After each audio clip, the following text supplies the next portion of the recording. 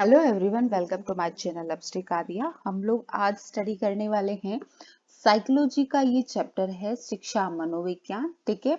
और इस चैप्टर में हम लोग देखेंगे कि किस तरीके से साइकोलॉजी यानी शिक्षा मनोविज्ञान में शिक्षण विधियों का उपयोग है, ठीक है। शिक्षा मनोविज्ञान में शिक्षण विधियों का किस तरीके से उपयोग है वो हम यहाँ पर देखेंगे।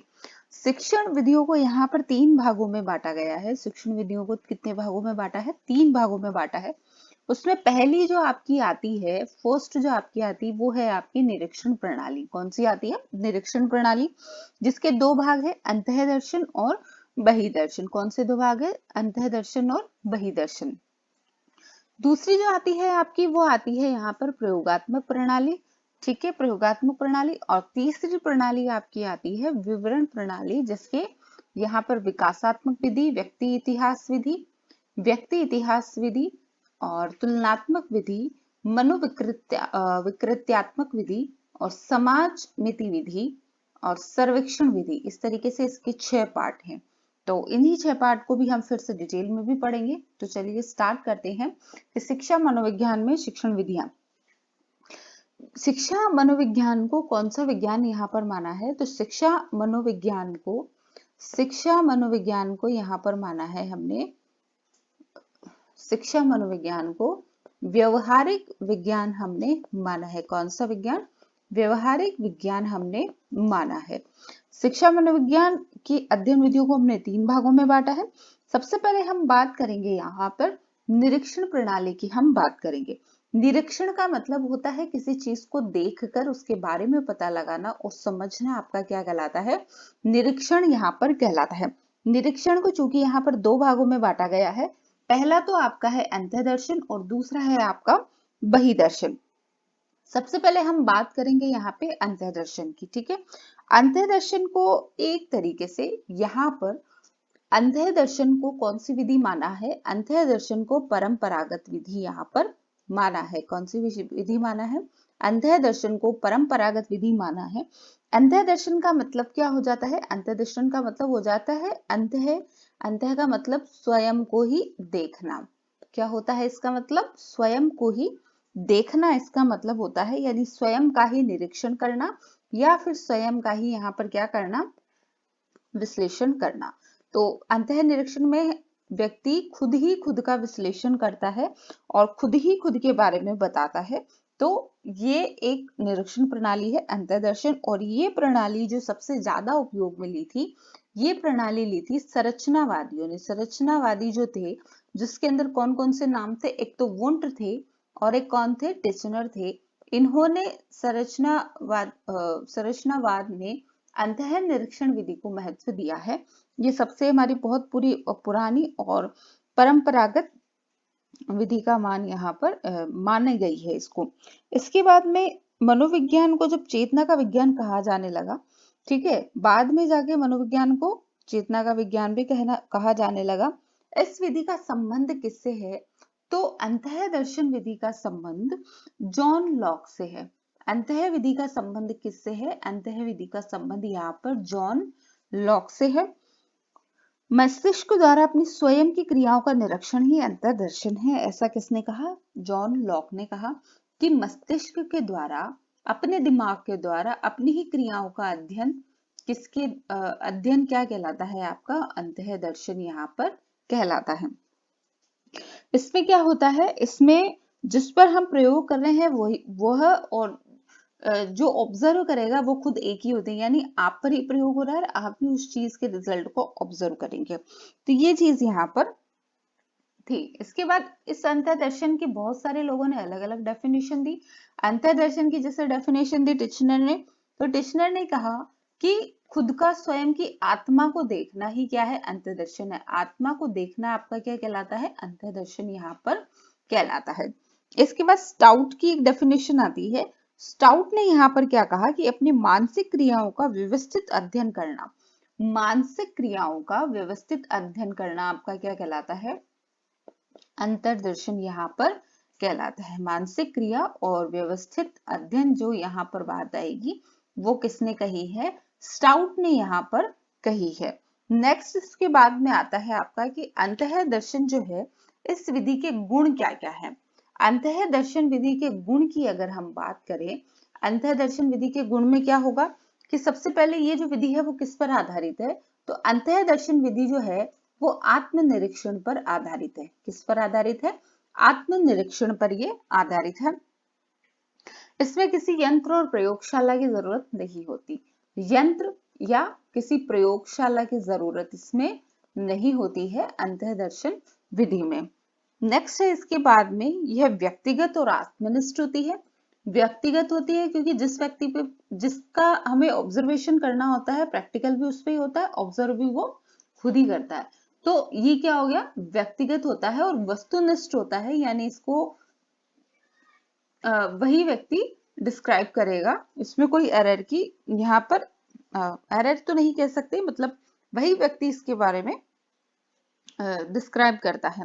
इसमें खर्चा ज्यादा नहीं होता, ठीक है, ये खर्चीली नहीं है क्योंकि एक ही व्यक्ति पे करनी होती है, ज्यादा हमें प्रैक्टिकल के लिए कुछ एक्स्ट्रा साधनों की भी जरूरत नहीं होती, तो इसमें ज्यादा खर्चा भी नहीं होता।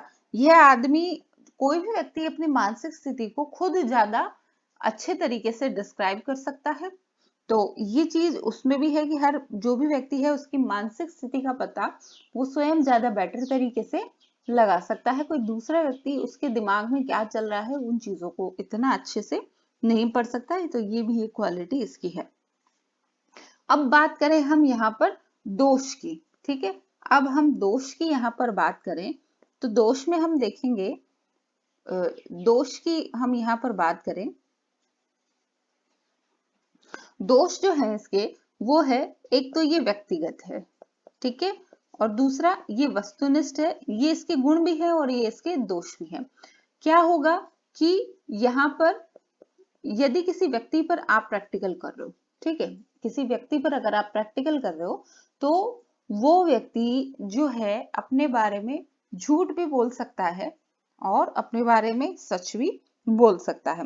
हो सकता है कि वो आपको उस बारे में बता ही ना, ठीक है, यहाँ पर हम बात करें दोष की, तो हो सकता है कि वो व्यक्ति आपको अपने बारे में बताए ही ना, ठीक है। तो व्यक्तिगत होने से ये जो है सबसे बड़ा फॉल्ट हो जाता है कि आदमी झूठ बोल सकता है और जो रिजल्ट है वो विश्वसनीय नहीं हो सकते।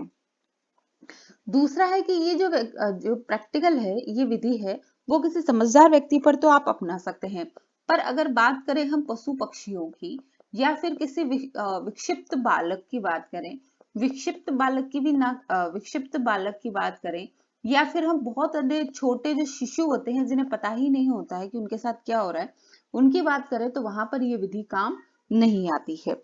नेक्स्ट इसका है कि जैसे पागल है उनके द्वारा ये पद्धति काम नहीं आती है। दूसरा है कि इसके लिए विशेष प्रशिक्षण की आवश्यकता होती है, तो हर एक जो सामान्य व्यक्ति है वो व्यक्ति इस विधि को अपना नहीं सकता। दूसरा है इसका कि अनुदर्शन यानी रेट्रोस्पेक्शन की यहाँ पर बात की है, तो होता क्या है कि अनुदर्शन का मतलब है खुद के विचारों की अभिव्यक्ति एक तरीके से यहाँ पर करना। तो इसमें क्या होता है, पक्षपात पूर्ण व्यवहार का होना पाया जा सकता है, पक्षपात पूर्ण व्यवहार यहाँ पर हो सकता है। क्यों, क्योंकि यदि व्यक्ति में कुछ अगर दोष है भी सही, तो वो व्यक्ति क्या करेगा, उस दोष को छुपाने की कोशिश यहाँ पर करेगा, क्या करेगा, छुपाने की कोशिश वो यहाँ पर करेगा, और इससे क्या होगा कि उसकी जो ओरिजिनल जो रिजल्ट है वो यहाँ पर काम नहीं आएंगे। तो इस तरीके से ये जो अंतर्दर्शन विधि है ये इतनी यहाँ पर कारगर सिद्ध नहीं होती है। अब इसमें बात करते हैं हम कि क्वेश्चन आपके यहाँ पर क्या बनते हैं, ठीक है। सबसे पहले तो ये विधि कहाँ काम ली गई, तो संरचनावादियों ने यहाँ पर इसे काम लिया है, ठीक है। संरचनावादी कौन थे, वुंट और टचनर, ठीक है। दूसरा ये था इसमें क्वेश्चन कि कौन सी विधि को परंपरागत विधि कहा है, तो ये जो अंतर्दर्शन विधि है उसको परंपरागत विधि यहाँ पर कहा है, ठीक है। तीसरा जो ये विधि है वो कौन सी विधि है, तो यह व्यक्तिगत और वस्तुनिष्ठ विधि है, ठीक है, व्यक्तिगत और वस्तुनिष्ठ विधि है। सबसे बड़ा दोष इस विधि का क्या है, तो सबसे बड़ा दोष है इस विधि का पक्षपातपूर्ण व्यवहार इसमें होता है, ठीक है। यानी व्यक्ति में अगर कोई कमी है तो हो सकता है वो उसे बताए ना, कोई चीज उसे गलत फील हो रही तो हो सकता है वो उसे बताए ना। इसके साथ ही यहाँ पर हम एक चीज और पढ़ते हैं, वो है कि चेतन अनुभूति के जो यहाँ पर तत्व हैं वो कौन से हैं, जो कि वुंस्ट और टिश्नर ने बताए थे। तो चेतना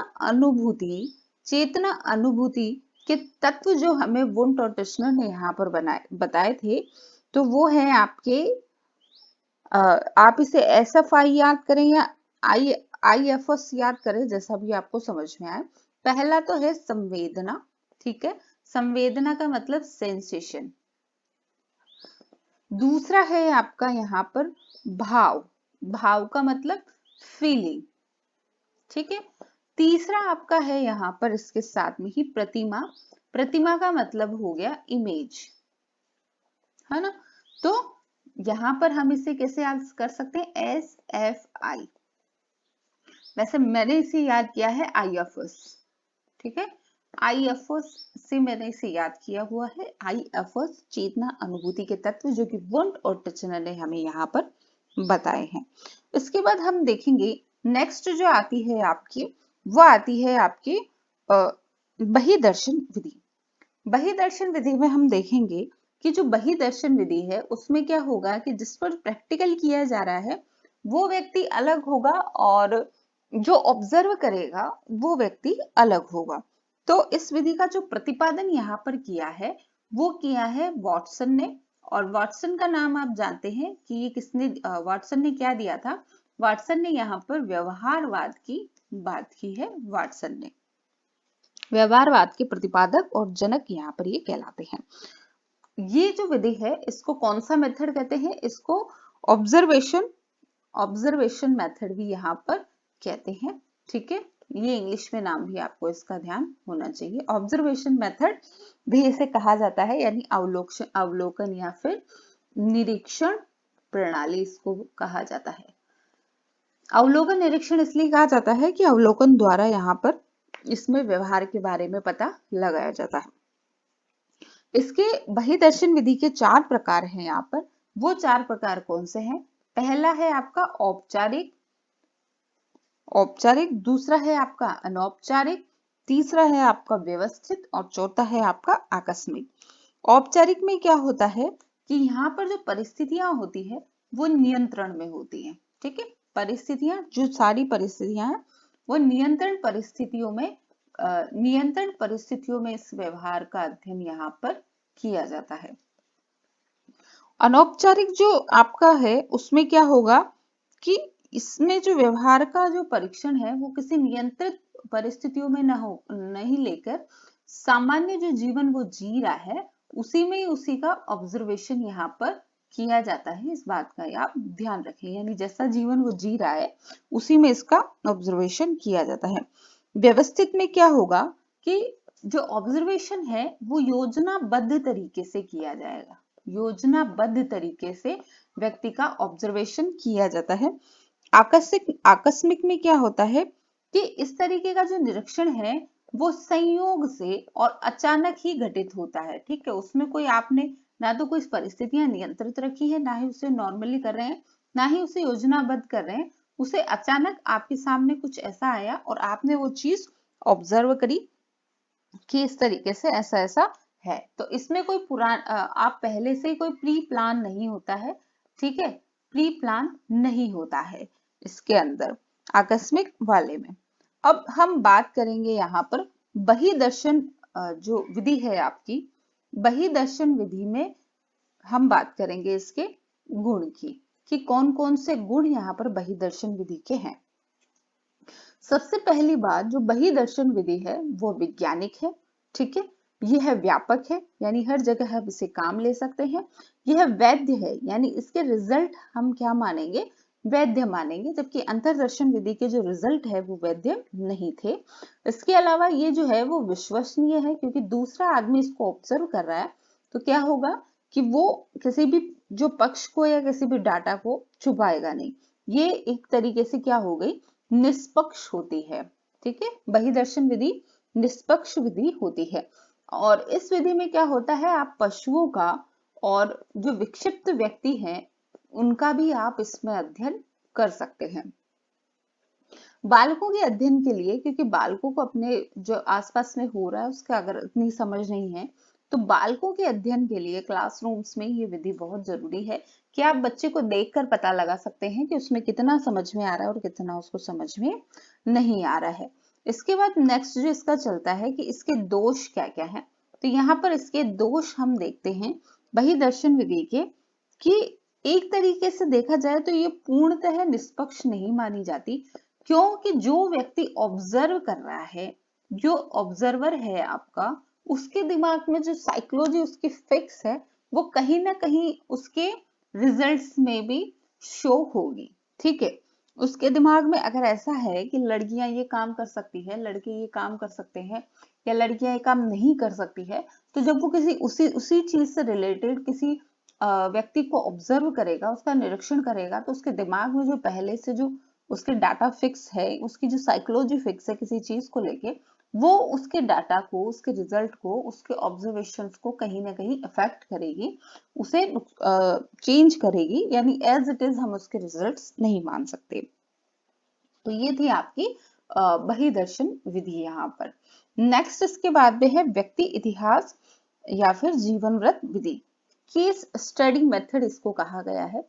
केस स्टडी मेथड एक बहुत ही बेटर, और यहाँ पर ये कहा कि जाए कि लंबा मेथड ये है केस स्टडी मेथड। ठीक है, केस स्टडी मेथड में क्या होगा कि जिस व्यक्ति का आपको ऑब्जर्वेशन करना है उसके बारे में सारी डिटेल आपको ढूंढनी होगी, उसने कहाँ से पढ़ाई की है, कहाँ से उसने, उसका शहर क्या है, उसके रिलेटिव क्या है, तो ये सारी चीजें उसके बारे में आपको जानना है।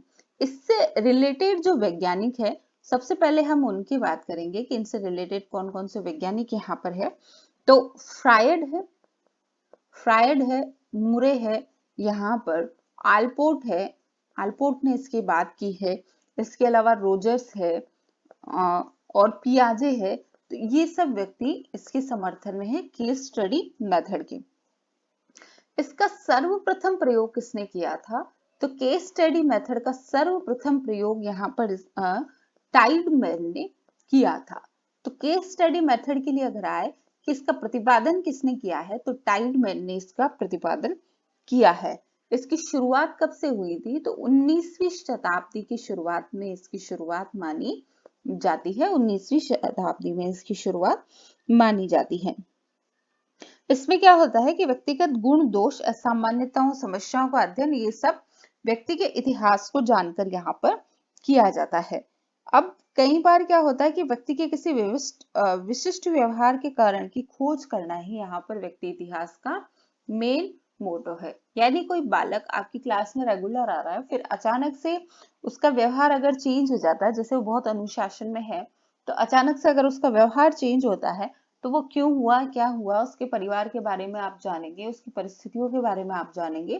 तो ये सब चीजें आपकी इसमें आती है, केस स्टडी मेथड में यहाँ पर आती है। अब यहाँ पर हम बात करेंगे कि केस स्टडी मेथड के जो मुख्य पॉजिटिव फैक्टर क्या है, यानी गुण क्या है। तो यहाँ पर हम देखेंगे सबसे पहले गुण की बात करेंगे, केस स्टडी मेथड के गुण क्या क्या हैं। तो केस स्टडी मेथड के लिए प्रोफेसर वर्गस ने इस केस स्टडी मेथड को क्या कहा है? सामाजिक सूक्ष्मदर्शी यंत्र। प्रोफेसर वर्गस ने केस स्टडी मेथड को सामाजिक सूक्ष्मदर्शी यंत्र यहाँ पर कहा है प्रोफेसर वर्गस ने। इसके अलावा इस विधि द्वारा व्यवस्थित भावनाओं, वृत्तियों का गहन अध्ययन संभव है, और इसमें किसी प्रपत्र को, जैसे कि हम प्रश्नावली विधि में तैयार करते हैं, कोई क्वेश्चन सीरीज है या फिर कोई कार्ड है, इस तरीके का हमको इसमें नहीं करना होता है व्यक्ति इतिहास विधि में। इसके अलावा इस विधि में क्या करते हैं, गुणात्मक अध्ययन किया जाता है व्यक्ति का। कौन सा अध्ययन? गुणात्मक अध्ययन किया जाता है व्यक्ति का। व्यक्तिगत अध्ययन पर इसमें जोर डाला जाता है कि व्यक्ति के व्यक्तिगत अध्ययन, यानी व्यक्ति का पर्टिकुलर व्यवहार ऐसा किस तरीके से चेंज हुआ, उसकी डिटेल्स निकाली जाती है। तो इस तरीके से इसका व्यक्तिगत अध्ययन यहाँ पर किया जाता है। ये जो विधि है ये पूर्ण रूप से नैदानिक मनोवैज्ञानिक विधि है। नैदानिक का मतलब हो गया कि आप इसके कारणों का पता लगा रहे हैं, तो नैदानिक मनोवैज्ञानिक विधि यहाँ पर ये कहलाती है। ठीक है, अब इसके अलावा इस विधि के दोष की अगर हम बात करें तो इसमें क्या क्या दोष है, यहाँ पर हम देखेंगे दोष। तो दोष की हम बात करें तो इसमें एक तो व्यक्ति निष्ठता आ जाती है। व्यक्ति निष्ठता का मतलब हो गया कि एक तो इसमें बहुत लंबा चौड़ा डिटेल से आपको देखना होता है, आदमी की पूरा पूरा उसका जो पास्ट है उसके बारे में, उसके परिवार के बारे में, उन सब चीजों के बारे में पता लगाना होता है। इसके जो रिजल्ट्स हैं उनकी वैधता कम है।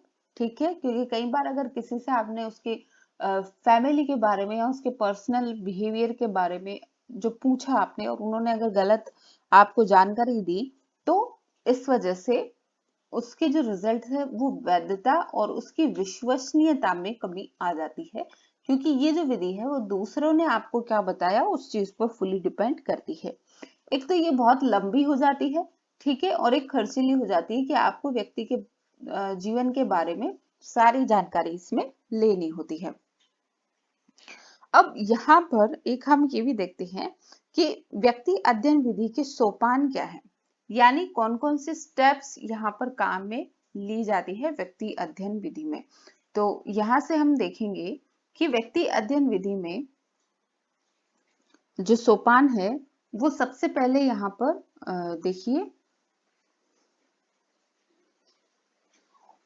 सबसे पहले हम क्या करेंगे, सबसे पहले हम समस्या का निर्धारण करेंगे। समस्या का निर्धारण यहाँ पर हम करेंगे सर्वप्रथम। दूसरा स्टेप हम क्या काम में लेंगे, सूचना का संकलन करेंगे। सूचना का संकलन करेंगे यानी उसके बारे में हम जानकारी लेंगे। तीसरा है आपका उन सूचनाओं का विश्लेषण करेंगे और उनकी व्याख्या करेंगे। विश्लेषण और व्याख्या हम उसकी करेंगे। उसके बाद है उन जो विश्लेषण हमने किया उसके बाद में हम उसके उपचारात्मक सुझाव हम यहाँ पर बताते हैं। उपचारात्मक सुझाव हम देते हैं और फाइनली हम उसकी रिपोर्ट तैयार करते हैं कि इस व्यक्ति के साथ क्या समस्या है और उसकी क्या रिजल्ट हम दे सकते हैं। तो इस तरीके से ये इसके स्टेप्स है 5 में। सबसे पहले समस्या का निर्धारण, उसके बाद में सूचना का संकलन यानी डाटा कलेक्शन, तीसरा है आपका एनालिसिस यानी विश्लेषण, फिर डायग्नोसिस यानी उसका उपचार करना, और लास्ट है आपका रिपोर्ट देना। तो ये क्वेश्चन लास्ट ईयर एग्जाम में पूछा गया था। तो ये इसके बारे में था। अब इसमें स्रोत की बात करें तो व्यक्ति अध्ययन में साक्षात्कार और अवलोकन विधि का प्रयोग यहाँ पर किया जाता है। अब अगर आप किसी व्यक्ति की डाटा को कलेक्ट कर रहे हैं तो उसके लिए आपको कोई ना कोई मेथड तो काम में लिया जाएगा। तो कौन सा मेथड यहाँ पर हम काम लेते हैं डाटा कलेक्ट करने के लिए, एक तो हम लेते हैं साक्षात्कार विधि यानी लोगों से पूछताछ करते हैं, और दूसरा हम लेते हैं अवलोकन विधि यानी हम खुद चीजों को देखते हैं, उसके परिवार को देखते हैं, उसकी जीवन शैली को देखते हैं, उसके बारे में सारी डिटेल्स को हम देखते हैं। प्रत्यक्ष रूप से प्राप्त सामग्री को प्राथमिक डाटा यहाँ पर कहा जाता है। ये एक अलग क्वेश्चन है कि प्राथमिक डाटा किसको कहते हैं। तो प्रत्यक्ष रूप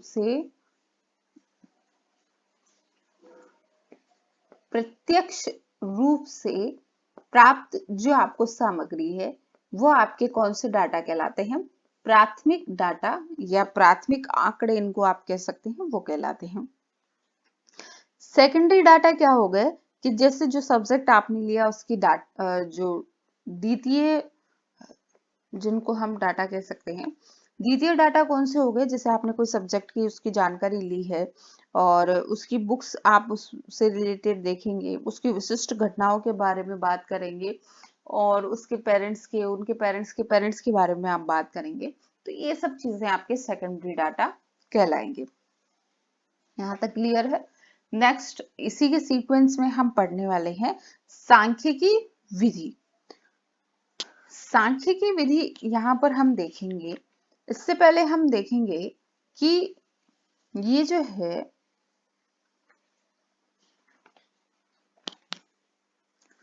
स्टैटिकल मेथड आपका ये कहलाता है सांख्यिकी विधि, स्टैटिस्टिकल मेथड जिसको हम कहते हैं। ठीक है, स्टैटिस्टिकल मेथड उसको हम यहां पर कहते हैं।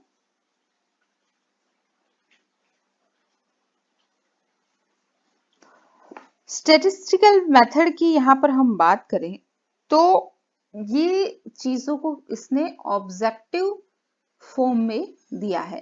स्टैटिस्टिकल मेथड जो है इसने जितनी भी अध्ययन सामग्री है उसको वस्तुनिष्ठ तौर पर प्रस्तुत किया है। तो अध्ययन सामग्री को वस्तुनिष्ठ तौर पर प्रस्तुत करने का श्रेय जो जाता है, यानी डाटा के रूप में चीजों को किसने पेश किया है, तो वह है आपकी सांख्यिकी।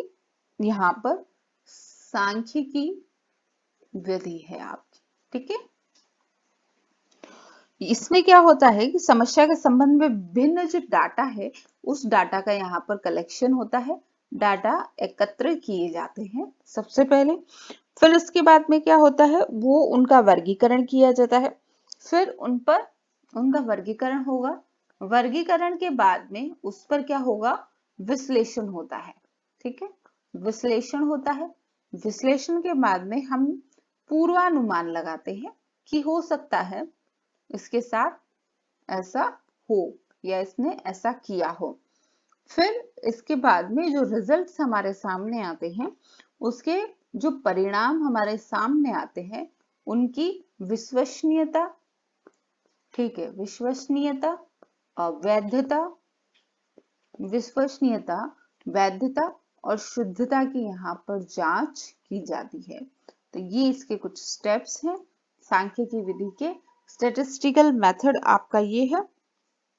स्टैटिस्टिकल मेथड में एक ही क्वेश्चन यहाँ पर पूछा जाता है कि वस्तुनिष्ठ यानी ऑब्जेक्टिव फॉर्म में किसने दिया है अध्ययन सामग्री को, तो वो दिया है आपको स्टैटिस्टिकल मेथड ने। नेक्स्ट इसके बाद आता है आपका विकासात्मक विधि। कौन सा आता है, विकासात्मक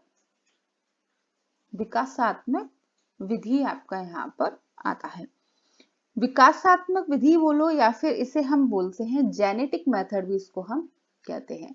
कौन सा मेथड, जेनेटिक मेथड भी हम इसको कहते हैं, यानी आनुवांशिक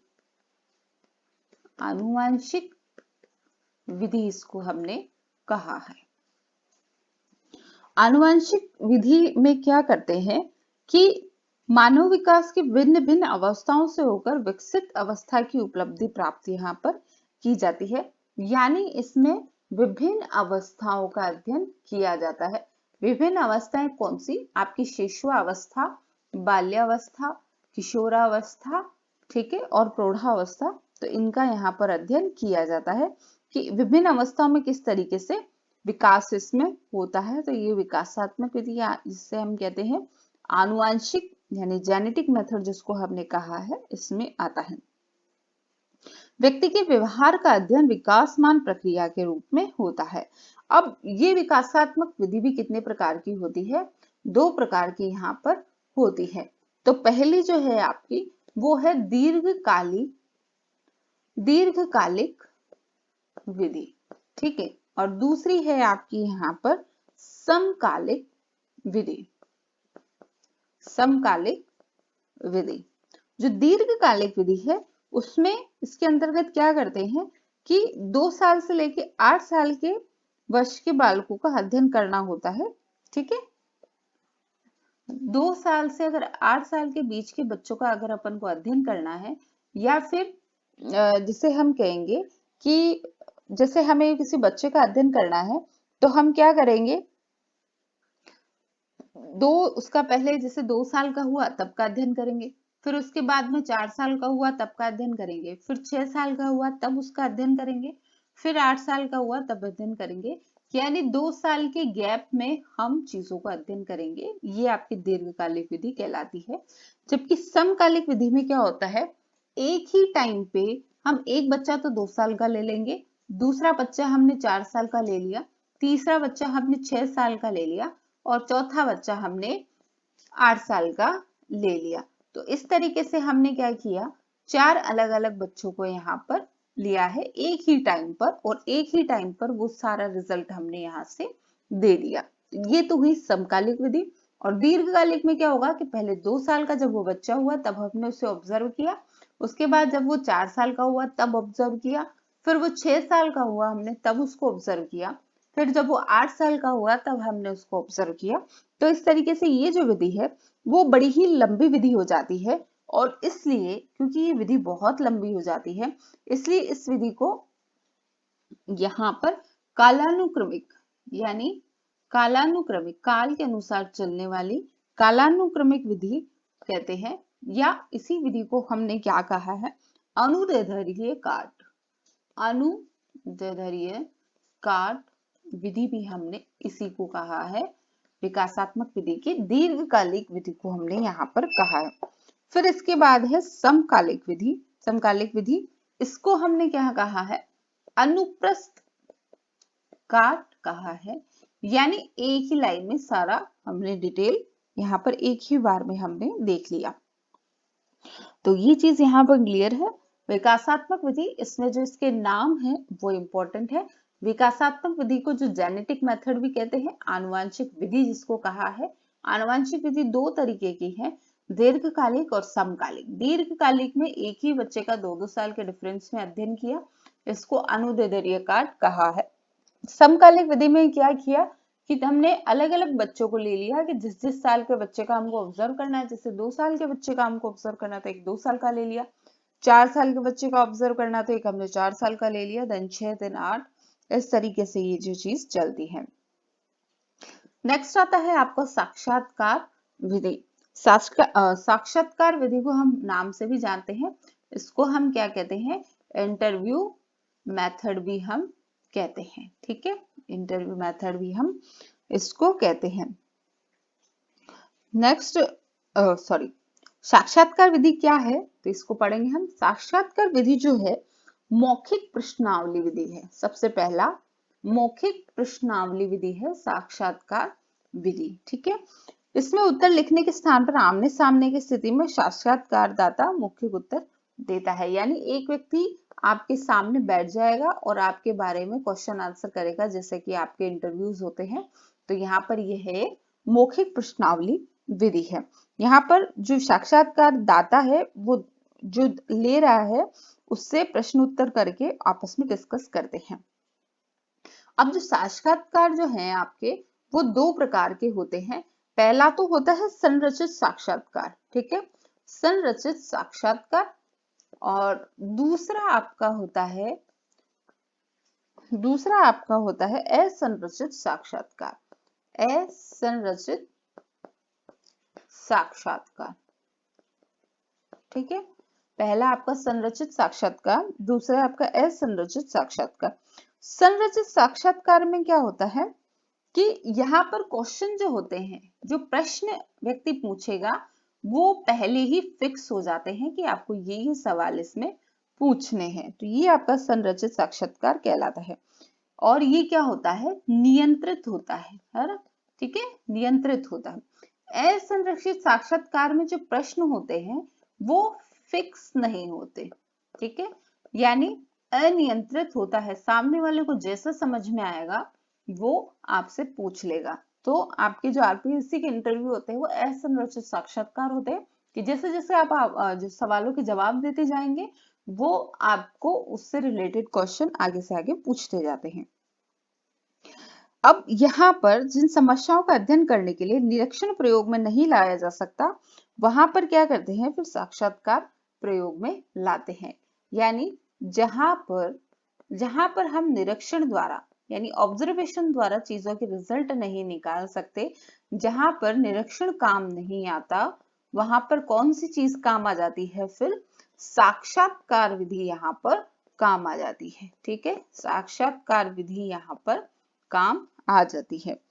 नेक्स्ट है इसके बाद में इसके पॉजिटिव फैक्ट ये है कि एक तो इसमें ज्यादा एफर्ट्स की जरूरत नहीं होती, ज्यादा खर्चा नहीं करना पड़ता, समय की बचत होती है, और बहुत सारी मनोवैज्ञानिक जो चीजें हैं यहाँ पर इसमें डायरेक्टली यूज हो जाती है। यानी व्यक्ति कैसे बोल रहा है, देख रहा है, सोच रहा है, उसके हाव भाव क्या है, बैठने का तरीका क्या है, उससे कम चीजों का उसके व्यवहार के बारे में पता लगा सकते हैं।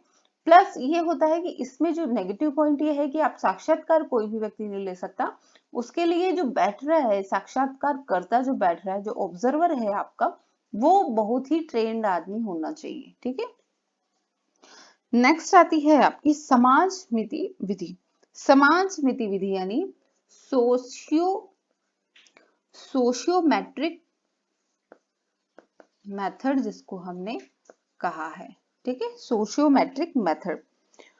अब यहाँ पर इस विधि का सर्वप्रथम प्रयोग जे.एल. मोरेनो ने सामूहिक मनोबल के मापन में किया था। तो सबसे पहले समाजमिति विधि का प्रयोग किसने किया है? जे.एल. मोरेनो। जे.एल. मोरेनो ने सबसे पहले उपयोग किया था इसका, और कहाँ उपयोग किया था? सामूहिक मनोबल के रूप में, सामूहिक मनोबल के मापन में इसका प्रयोग किया था। सामूहिक मनोबल के मापन में इसका प्रयोग किया था। समूह सदस्यों के बीच में स्वीकृत अस्वीकृत विकर्षण और आकर्षण को समाजमिति विधि के द्वारा नापा जाता है। यहाँ पर सबसे बड़ी बात यह है कि समाजमिति विधि में क्या पढ़ाया जाता है? ये जो मेथड है आपका, वो समाज मनोविज्ञान में काम आता है ना। यानी व्यक्ति अपने समाज में लोगों के साथ कैसा व्यवहार कर रहा है, एक पूरे ग्रुप के साथ वो कैसा व्यवहार कर रहा है, वहां वो किस तरीके से उसके रिजल्ट्स आते हैं, वो सब इसमें यहाँ पर देखा जाता है। जेनकिंस ने इसका नाम क्या रखा है? जेनकिंस जो एक वैज्ञानिक है, उन्होंने समाजविधि को किस नाम से बोला है? नॉमिनेटिंग टेक्निक के नाम से इसे बोला है। नॉमिनेटिंग टेक्निक के नाम से बोला है। यहाँ पर व्यक्ति से समाज से रिलेटेड जो प्रश्न है उनको पूछा जाता है, उसका जो समाज के साथ व्यवहार है उसके बारे में यहाँ पर बात की जाती है। अब यहाँ पर जो रिजल्ट्स आते हैं उसमें क्या होता है कि प्रत्येक व्यक्ति को एक वृत्त यानी सर्कल के रूप में दर्शाया जाता है। यानी जिस ग्रुप की आप स्टडी कर रहे हैं, उस ग्रुप के हर व्यक्ति को, ग्रुप के व्यक्तियों को किसके द्वारा दर्शाया जाता है?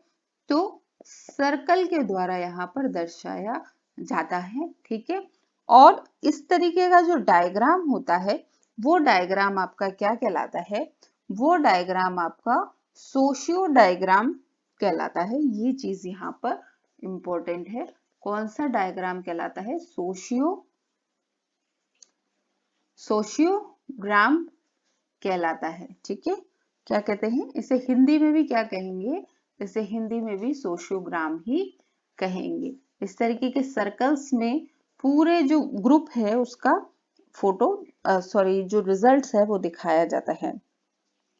तो बेसिकली समाजविधि विधि में क्या है कि कोई भी व्यक्ति पूरे ग्रुप के साथ किस तरीके से अंतर संबंध रखता है, उनसे किस तरीके से व्यवहार करता है, वही चीज आपकी किसमें दिखाई है? समाजविधि विधि में यहाँ पर दिखाई है। तो समाजविधि विधि में जो फैक्ट है वो क्या है कि इसका सबसे पहले उपयोग किसने किया? जे.एल. मोरेनो ने किया है, सामूहिक मनोबल के मापन के रूप में। समाज मनोविज्ञान में ये काम आता है। जेनकिंस ने नॉमिनेटिंग टेक्निक इसको बोला है। ग्रुप की स्टडी करते हैं और ग्रुप के जो व्यक्ति हैं उनको सर्कल के तौर पर यहाँ पर दिखाते हैं, और इस तरीके का जो ग्राफ बनता है या इस तरीके का जो डायग्राम बनता है उसको हम क्या कहते हैं? सोशियोग्राम यहाँ पर हम कहते हैं। नेक्स्ट आता है आपका एक्सपेरिमेंटल मेथड यानी परीक्षण विधि या फिर प्रयोगात्मक विधि, जिसे हम कहते हैं एक्सपेरिमेंटल मेथड, जिसको यहाँ पर बोला है। प्रयोगात्मक विधि जो है वो सामाजिक, मनोवैज्ञानिक, शैक्षिक और समस्याओं के अध्ययन की एक विधि है। प्रयोगात्मक विधि क्या है? सामाजिक, यहाँ पर हम देखेंगे प्रयोगात्मक विधि क्या है।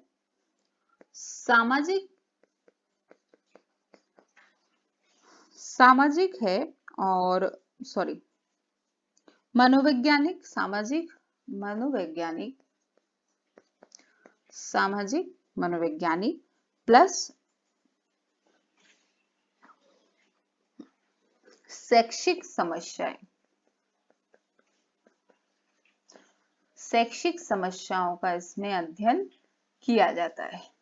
ठीक है, इस तरीके से इसमें इन चीजों का अध्ययन किया जाता है। यह विधि किस तरह की विधि है?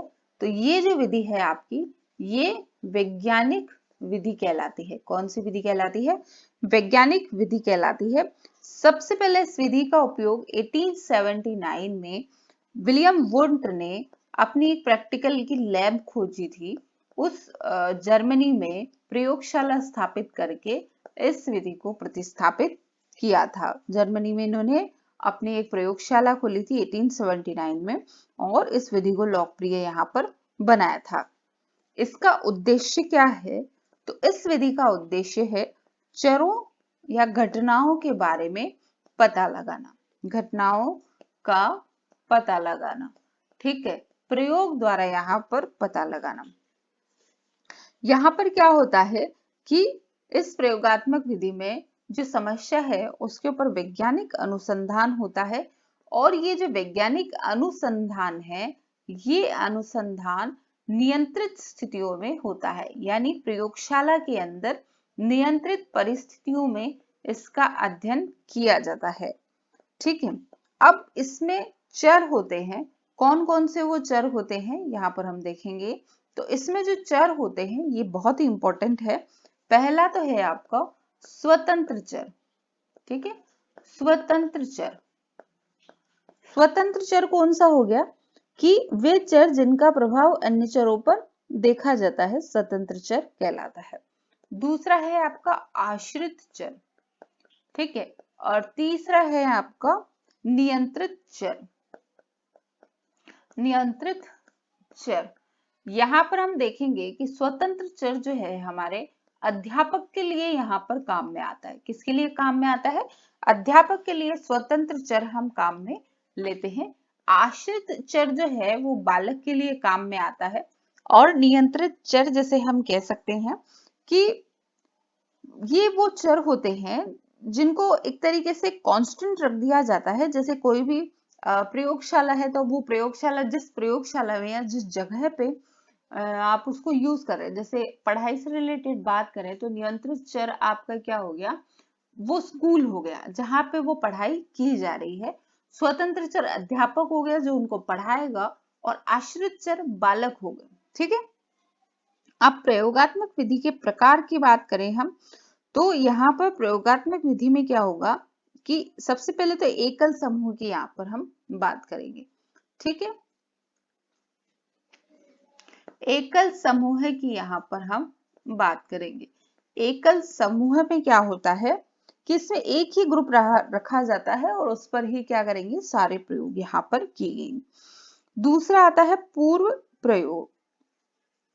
ठीक है, एक पूर्व प्रयोग में क्या होगा कि जैसे कोई प्रैक्टिकल आपको करना है तो उससे पहले भी एक ग्रुप आप रखेंगे और उसके बाद भी एक ग्रुप आप रखेंगे जिस पर ये प्रैक्टिकल दोहराया जा सके। द्विसमूह ग्रुप, अब उसमें क्या होगा कि दो ग्रुप होंगे जिस पर आप प्रैक्टिकल करेंगे। ठीक है, द्विसमूह ग्रुप में दो ग्रुप होते हैं, उसमें आपको प्रैक्टिकल करना होता है। इसमें क्या होता है, एक तो वो जिस पर आप लैब में या प्रयोगशाला में प्रैक्टिकल करने वाले हैं वो होता है, और दूसरा ग्रुप जिसमें आप प्रैक्टिकल में जो प्रयोग कर रहे हैं उसमें जाने से पहले एक बार उस पर ट्रायल करके देखेंगे। ऐसा नहीं होता, अपन जिसको रिहर्सल कहते हैं। ठीक है, तो एकल में तो क्या हो गया कि सीधा सीधा आपने लैब में ही जो भी प्रैक्टिकल करना था आपने वो किया। पूर्व प्रयोग वाले में क्या होगा कि जो प्रैक्टिकल आपको करना है उससे पहले भी आप एक टेस्ट ट्रायल लेंगे और प्रैक्टिकल खत्म होने के बाद भी उसको एक बार रिपीट आप करेंगे। द्विसमूह में क्या आपने दो ग्रुप लिए हैं, यानी प्रैक्टिकल करने से पहले एक आपने टेस्ट ट्रायल वहां पे लिया है। अब यहाँ पर हम बात करेंगे इस विधि के किसकी बात करें, गुण और दोष की बात कर लेते हैं। तो जो गुण है वहां की हम बात करें, इस विधि के जो गुण में हम कहेंगे क्योंकि ये प्रैक्टिकल करके जो रिजल्ट इसके आते हैं तो इसमें क्या है कि जो रिजल्ट इसके होते हैं वो एक तो वैध होते हैं और एक विश्वसनीय होते हैं। क्यों? क्योंकि इसके जो रिजल्ट्स आते हैं वो किससे आते हैं, प्रैक्टिकल से यहाँ पर रिजल्ट्स हमको मिलते हैं। तो इसके जो रिजल्ट है वो वैध और विश्वसनीय है। अध्ययन और अनुसंधान के लिए ये क्या है, सर्वोत्तम विधि है। यानी रिसर्च जो करते हैं, अनुसंधान जो करते हैं, अनुसंधान के लिए सबसे बेस्ट है, क्योंकि प्रैक्टिकल द्वारा जो रिजल्ट्स आते हैं वो हमेशा विश्वसनीय होते हैं। यहाँ पर हम रिजल्ट की क्या है, बार बार पुनरावृत्ति यहाँ पर कर सकते हैं। और इसके अलावा प्रयोगात्मक विधि के प्रयोग के कारण ही मनोविज्ञान को विज्ञान कहा जाने लगा है। इस विधि के कारण ही मनोविज्ञान को क्या बोलते हैं, साइंस की कैटेगरी में मनोविज्ञान को रखा है। दोष की अगर बात करें तो सारा जो प्रैक्टिकल होता है वो एक प्रयोगशाला में नियंत्रित अवस्थाओं में होता है, तो जो रिजल्ट्स है उनमें थोड़ी कृत्रिमता आ जाती है। यानी एक तो जो चीजें नेचुरली घटित हो, एक आपने किसी बच्चे से लैब के अंदर उसका व्यवहार देखा और फिर उसको ऑब्जर्व किया, तो यहाँ पर थोड़ा सा ये चीजें चेंज हो जाती है। और प्रयोगशाला विधि का क्षेत्र जो है वो सीमित है, यानी जो चीजें हम लैब के अंदर ले जा सकते हैं, सिर्फ वही चीजें हम प्रयोगशाला मेथड में काम ले सकते हैं। अब बाहर अगर नेचर में किसी चीज को ऑब्जर्व आपको करना है तो उसके लिए फिर प्रयोगशाला मेथड आपका काम नहीं आता है। तो ये चीजें थी आपकी प्रयोगात्मक विधि के अंदर। नेक्स्ट हम यहाँ पर पढ़ते हैं नैदानिक विधि, जिसको कहते हैं। नैदानिक विधि के साथ साथ में कौन सी विधि इसके पैरेलल चलती है, तो उपचारात्मक विधि जो है वो इसके साथ में, सॉरी, उपचारात्मक विधि इसको कह सकते हैं, नैदानिक और उपचारात्मक विधि। यानी उसके सॉल्यूशन हम बताते हैं समस्या के, उसको एनालिसिस करके इस मेथड में। ये जो मेथड है किसके अध्ययन में काम आता है, तो समस्यात्मक बालकों के अध्ययन में ये मेथड सबसे ज्यादा काम में आता है। वहां पर जो अगर किसी बच्चे के साथ कोई प्रॉब्लम है तो उस प्रॉब्लम का क्या किया जाता है, निदान यहाँ पर किया जाता है। इसमें कौन कौन से होते हैं समस्यात्मक बालक, यहाँ पर कौन से हो सकते हैं। समस्यात्मक बालक का मतलब ये ऐसा नहीं है कि कोई पढ़ने में दिक्कत है, नहीं। समस्यात्मक बालक अपराधी प्रवृत्ति के हो सकते हैं, यानी बच्चे ऐसे जिनको चोरी की आदत हो, झूठ बोलने की आदत हो, झूठ भी नहीं, चोरी करने की आदत हो, हकलाने वाले होते हैं। कई बच्चे होते हैं जिनको बोलने में दिक्कत आती है, तुतलाते हैं, तो वो बच्चे भी समस्यात्मक बालक ही कहलाते हैं। पढ़ाई में कठिनाई महसूस करने वाले, यानी पढ़ाई में कमजोर जो बच्चे हैं वो भी आपके क्या कहलाते हैं, समस्यात्मक बालक ही कहलाते हैं। गंभीर संवेदों से ग्रसित, कई बच्चे ऐसे होते हैं जिनमें साइकोलॉजिकल मनोवैज्ञानिक प्रॉब्लम होती है, तो ऐसे बच्चे भी आपके क्या कहलाते हैं, समस्यात्मक बालक कहलाते हैं। मानसिक रोग से ग्रसित बालक भी आपके जो हैं वो समस्यात्मक बालक कहलाते हैं। मानसिक रोग से ग्रसित बालक आपके क्या कहलाते हैं, समस्यात्मक बालक यहाँ पर कहलाते हैं। तो ये आपकी नैदानिक विधि के कुछ इंपॉर्टेंट टॉपिक थे। फिर मनोविश्लेषण विधि की यहाँ पर बात करेंगे। तो मनोविश्लेषण विधि में सबसे पहले नाम किसका आता है, सिगमंड फ्राइड का यहाँ पर नाम आता है मनोविश्लेषण विधि में। ऑस्ट्रिया के ये थे और मनोविश्लेषण विधि की खोज इन्होंने, क्या कहते हैं, इसके प्रतिपादन इन्होंने किया था। इस विधि में जो बात की है वो अचेतन मन की बात यहाँ पर हुई है। अचेतन मन में व्यक्ति की दबी हुई या छुपी हुई या अतृप्त इच्छाएं होती हैं, जो कि उसके अचेतन मन में छुपी हुई रहती है, जो समय अनुसार बाहर निकलती है। अब ये जो अतृप्त इच्छाएं हैं, ये या तो किसी स्वप्न से या किसी और चीज से आपके सामने आती है, तो ये स्वप्न विश्लेषण द्वारा या फिर अन्य मेथड द्वारा इसको निकाला जाता है। तो मनोविश्लेषणात्मक विधि में जो सवाल पूछा गया वो सिगमंड फ्राइड और ऑस्ट्रिया के नाम का, और अचेतन मन की बात किसने की है, सिगमंड फ्राइड ने की है। सिगमंड फ्राइड एक ऐसे वैज्ञानिक थे जिन्होंने यौन कारक यानी सेक्स फैक्टर की बात की है। ये अकेले ऐसे वैज्ञानिक थे साइकोलॉजी में जिन्होंने इस टॉपिक पर डिस्कस किया, जिसमें बताया कि लड़के जो हैं वो क्या होता है, अपनी माँ से ज्यादा अटैच्ड होते हैं, और लड़कियां जो है वो अपने पिता से अटैच होती है, जिसका कारण जो उन्होंने बताया है ओडिपस ओडिपस ओडिपस और ग्रंथि और इलेक्ट्रा ग्रंथि का स्रवण होना। तीसरा है नेक्स्ट है आपका तुलनात्मक विधि, कंपैरेटिव मेथड। यानी इसमें क्या होता है, सीखने की क्रिया में इसका अध्ययन यहाँ पर किया जाता है। ठीक है, जैसे आपको बच्चों को सिखाना है कि छोटा कौन सा है बड़ा कौन सा है, तो आप उसको क्या करेंगे, तुलना करके बताएंगे कि कम कौन सा है ज्यादा कौन सा है। तो इस तरीके से इस विधि का आप इसमें तुलनात्मक विधि का उपयोग यहाँ पर कर सकते हैं।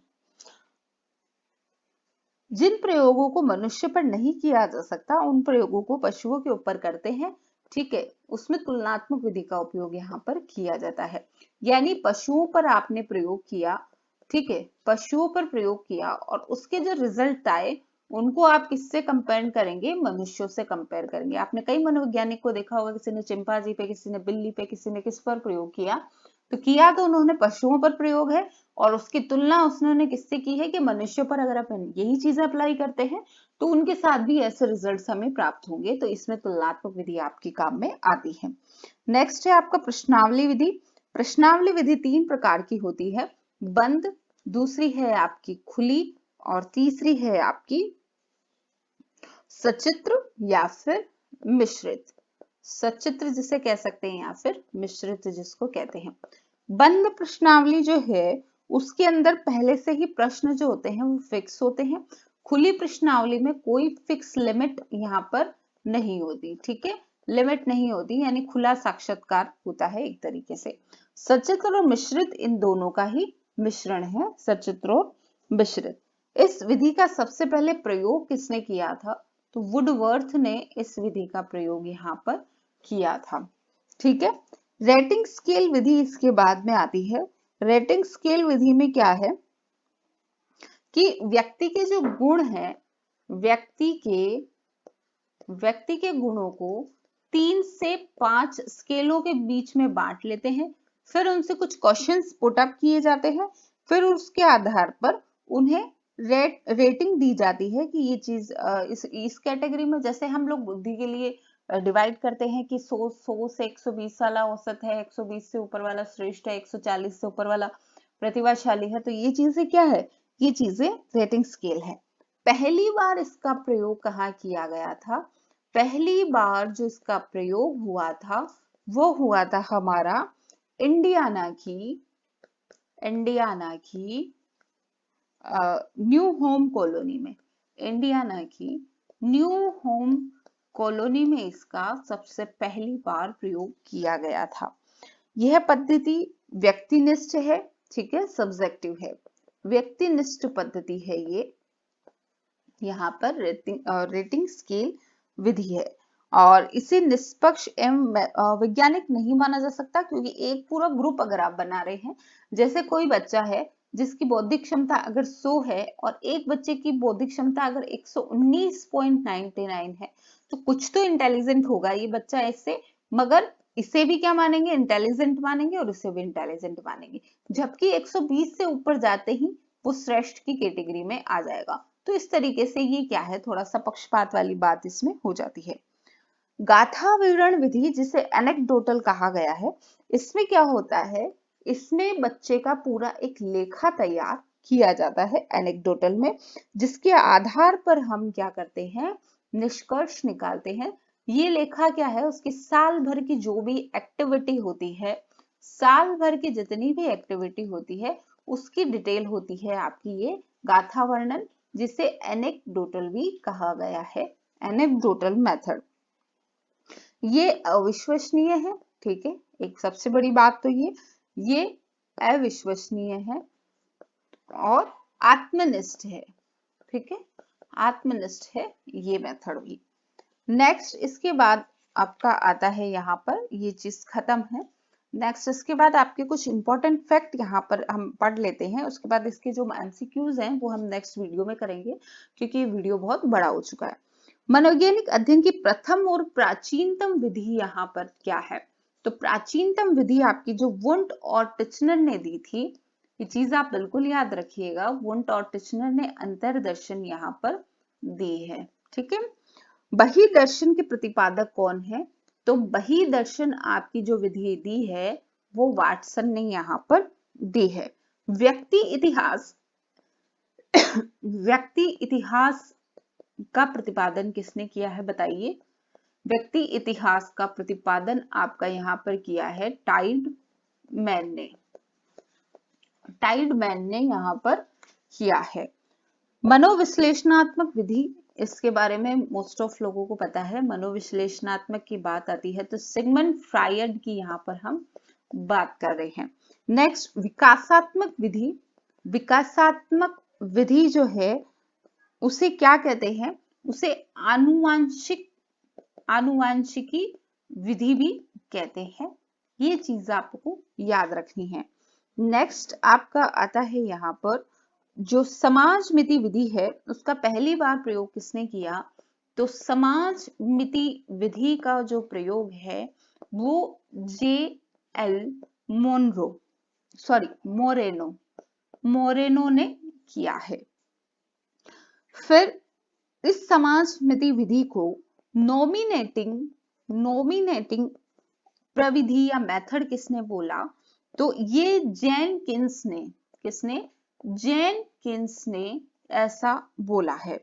प्रयोगात्मक विधि का सर्वप्रथम प्रयोग किसने किया है, तो एक्सपेरिमेंटल मेथड यानी प्रयोगात्मक विधि की जहां पर बात आएगी तो William wound 1879 Germany, William wound, ये तीनों चीजें आपकी साथ में आती है।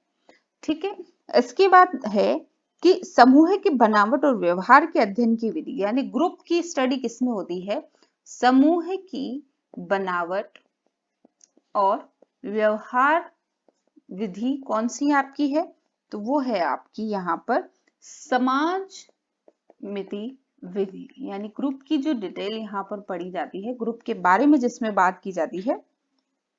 इसके अलावा एक एक्सटर्नल फैक्ट यहाँ पर देख लीजिए कि जो आपकी प्रश्नावली विधि है, प्रश्नावली विधि को क्या कहा है, प्रश्नावली विधि को कागज पेंसिल विधि भी कहा है। तो ये बहुत ही इंपॉर्टेंट फैक्ट्स हैं जो मोस्ट ऑफ एग्जाम में पूछे जाते हैं। ठीक है यहाँ पर, और इसी के साथ ही वीडियो में खत्म करना चाहूंगी क्योंकि वीडियो बहुत बड़ा हो चुका है। नेक्स्ट वीडियो में हम इसी चैप्टर के क्वेश्चन आंसर करेंगे, एमसीक्यू जो प्रीवियस ईयर में आए हुए हैं, और उसके साथ ही फिर हम नेक्स्ट वीडियो पढ़ेंगे। तब तक के लिए धन्यवाद।